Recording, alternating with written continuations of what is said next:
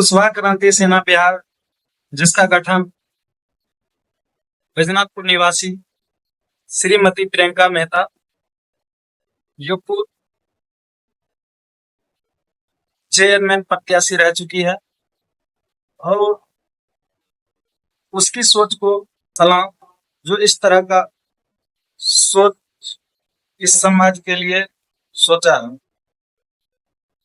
इसमें अगर हमारे कुशवाहा क्रांति सेना बिहार में जितने भी युवक जुड़ रहे हैं, हर क्षेत्र से जुड़ सकते हैं और अपना योगदान दे सकते हैं। अगर किसी भी प्रकार का समाज में कुछ भी हो रहा है तो इस ग्रुप के माध्यम से हमारे कुशवाहा क्रांति सेना बिहार के गठनदाता प्रियंका मेहता को संपर्क करके बताए।